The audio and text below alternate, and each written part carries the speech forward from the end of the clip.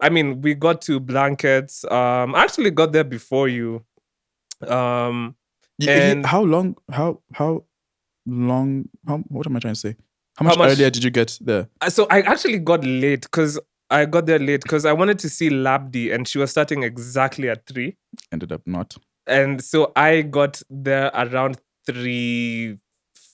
Oh, so you caught the end of a show. So I caught like 20 minutes of Labdi set. Oh, nice. And it was pretty cool. There were people on the dance floor.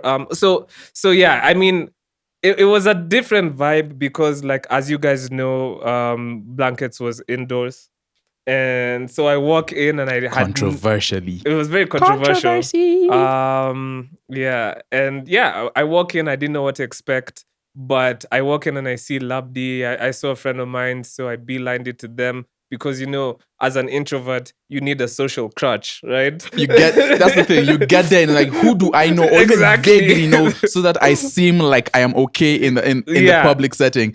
That's what you do. So that's me. So I was just there scrolling on my phone on my weather app, you know, just trying to look cool, like I know what I'm supposed to be doing. Opening and closing tabs. Closing apps. That's me now. So then crazy. I see my friend and I'm like, bet. So I go to my friend.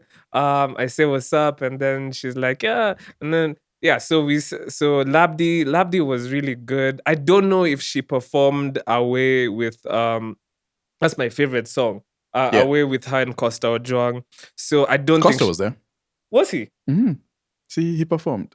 He performed with Kodong. Costa was. He was, yes. I saw him.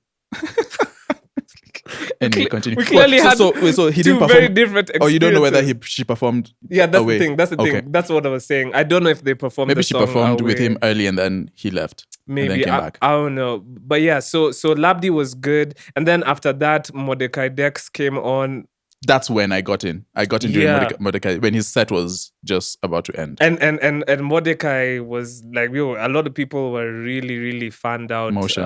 Yeah, so he had motion. There's some motion. Yeah, and then that's when Sam came, and then we met a podcast fan, Josh, the curator. That was really cool. Shout out to Josh. And then it was so cool to see Zaituni. Like, so she was there in the artist area, and she had a bunch of fans. And fangirling. Oh my gosh, Zaituni! So you know, it was interesting. Bro, it's always interesting watching her face when that happens. She was overwhelmed.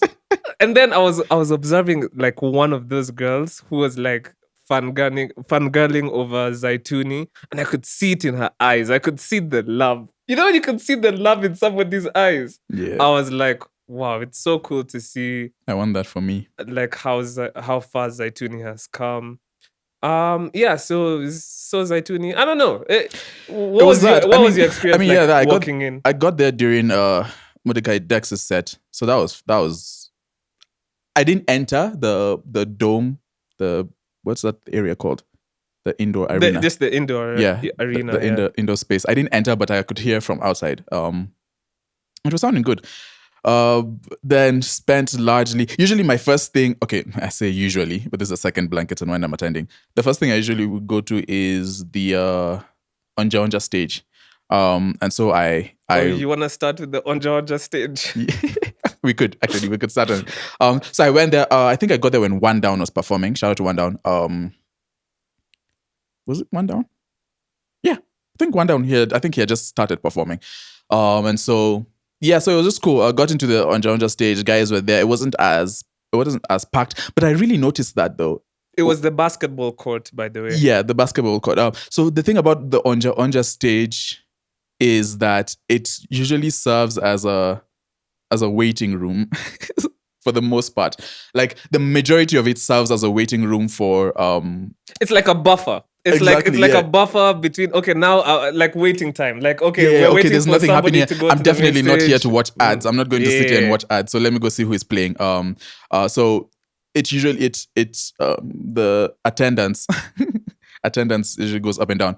But and that's really strange for DJs too, because now as a DJ you just have to roll with it, especially at a festival. Because at the festival you would wait, what do you mean it's strange though? I mean, because you could be playing your set and a whole bunch of people come in. and they're vibing. The place is vibrant. Everyone is dancing, and then they announce Labdi is on the is about to go on stage, and everybody leaves. And everyone is like, it's like the tide. The tide just tide just goes back.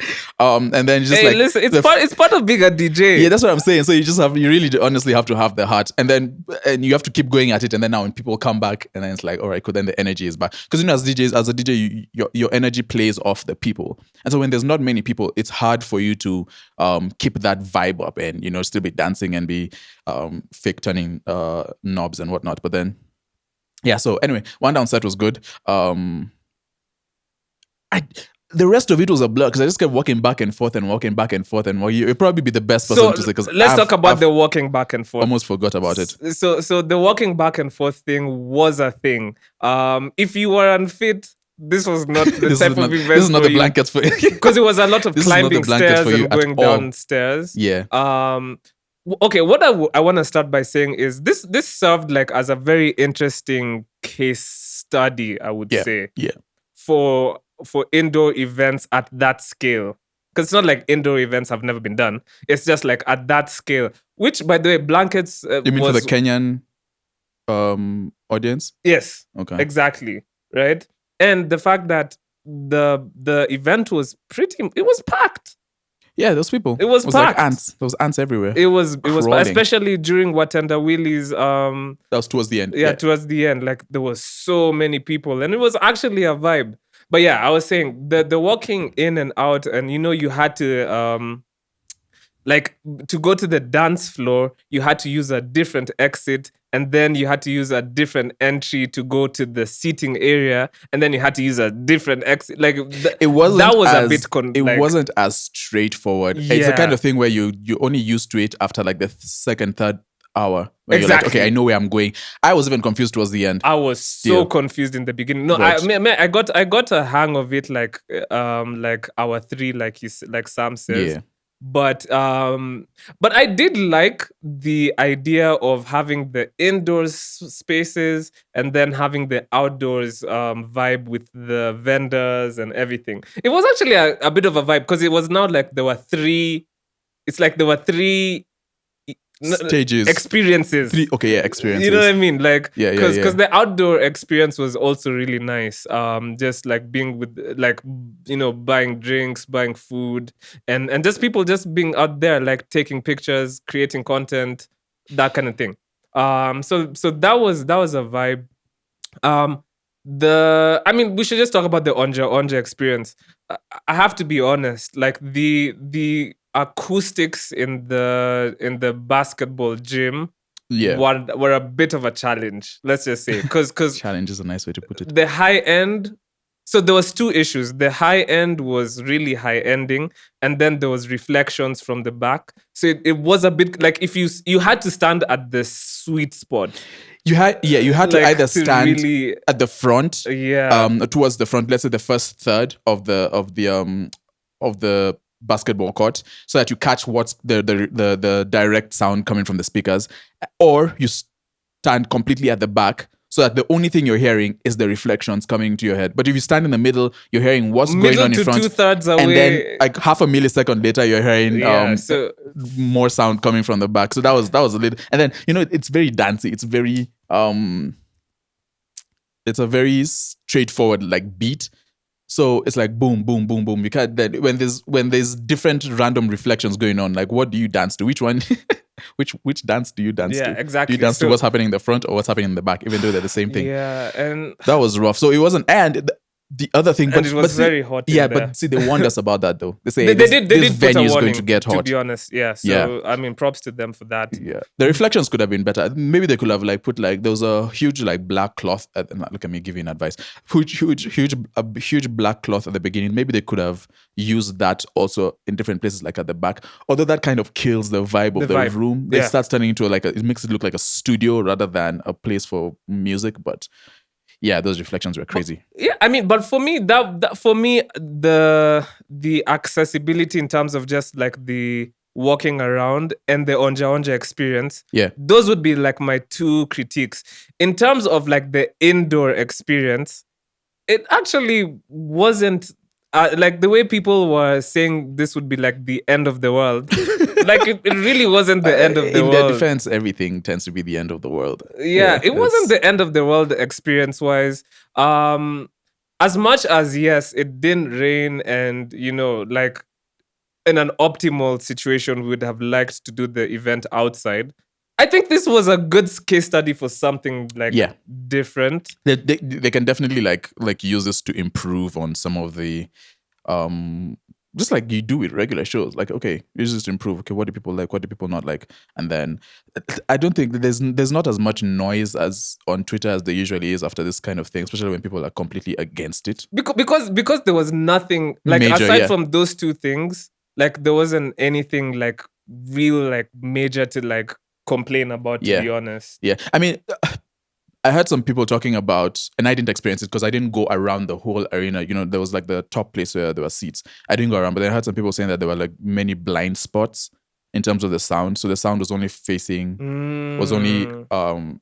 like if you're facing the stage, that's when you get the most sound. But then if you're seated at some of the corners, you're not able to get. It's like you're almost hearing nothing. So that's something that could be worked on in terms of just getting the sound to be more of a 360 or 180 experience, where, because it wasn't around stage, 180, where there are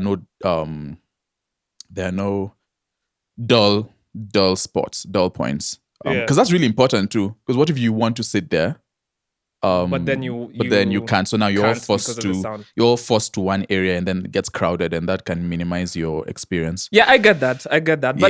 But I personally think like once you get over the fact that it was indoor, and I just want to say like I think the primary way people enjoy like being at Blankets is to have it outside. Yeah. But this was a different experience. And I'm actually low-key like, I mean, it's interesting that it happened. So maybe MDQ and the team pulled it off. They actually did. It wasn't a bad show. It wasn't a bad show. It worked.